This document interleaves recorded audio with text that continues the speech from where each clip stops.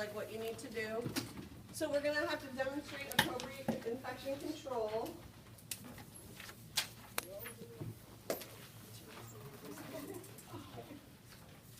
So for this, you're going to get a patient scenario, all right? So the cards that you get this time, there won't be 500 of them to choose from. Like yesterday, it'll just be maybe like, 4 to choose from, 3 or 4, something like that. And so you'll pick one, you're going to read the scenario. There'll actually be a scenario for the person who gets to make their acting debut. For what they should do and what level of strength they should have. So it'll be, you should have minimal weakness, almost able to take full strength. Or it might say, you can barely hold your arm up against gravity. It'll give you instructions for how you need to act. It might say, your knee is painful, you had a total knee replacement. So you're kind of like in on it with us. We need, again, you just fulfill your acting dream. We can award Oscars if we need to at the end of class, like skills Oscars, award for best acting. And you're going to try and act it out. Now, what happens sometimes, it'll say, you have moderate weakness. You'll find that faking weakness is very hard to do consistently. You're like, well, what's moderate? And so you're resisting a little, and then you're not resisting, and so the therapist is like, I have no idea what I'm supposed to be getting here. So what we do with you as your grader is help clarify with you what you should have found with the client so that we're all on the same page before you're like making your decision about what to do. So I'll say, you'll tell me what level of strength you thought they had, and I'll either say, yep, that's what they had, or I'll say, you should have found that they had severe weakness and that they were unable to hold, and I'll give you the exact description. But we do want you to practice, and if you can, act it out as best you can. It is really helpful for the therapist. But that's kind of how that'll go. So you'll draw, you're going to have some information. Diagnosis-wise, I have like the decision-making sheet that we'll give to you that helps you think about, oh, well, if it's this kind of diagnosis and this kind of strength, unilateral weakness, it helps you make decisions about what is the best transfer, so it's not like we're just throwing you to the wolves and you have to guess. Like, we'll give you some tools to help you figure out what are the best choices. And you'll do your strength assessment, so that's why the first item is, your appropriate professional appearance, which, lab coat's on, 2 points. Introduction, informed consent. So, if we had somebody with a total hip replacement, I might say, hi, Mr. Hussein, I'm Julie Watson, I'm an occupational therapist with the University of St. Augustine. I understand you've had a total hip replacement on your right side, is that correct? Yes. Great, what we're gonna do today, oh, not great, right? I mean, that's not great, I shouldn't say that. Awesome! You find yourself doing that, they're like, yeah, my back hurts really, like a ton, it's been really hurting me, and you're like, awesome, okay, let's. That's not awesome, so I'm so sorry, that is not great, I'm sorry to hear that, but I'm here to help you today with some transfers and then bed mobility. Does that sound okay with you? Fantastic. All right, so that's your informed consent. You want to definitely be confirming the client diagnosis, right? And it's also just professional to be introducing yourself by your full name, the patient's last name.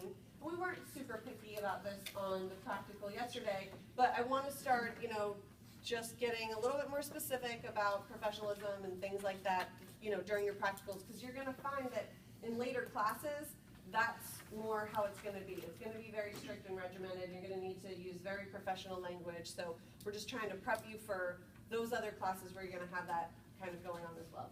So patient, last name, your full name, who you're with, what their diagnosis is, confirm that diagnosis, and the correct side, because that's the other thing that happens. I have red charts that say it's a right hip replacement, and I go in and it's on the left side, and I'm like, wait a second. And I'll tell you, in skilled nursing facilities, you can end up with people like in the wrong bed, and you're like, are you so-and-so? And they might have a cognitive impairment and be like, yep.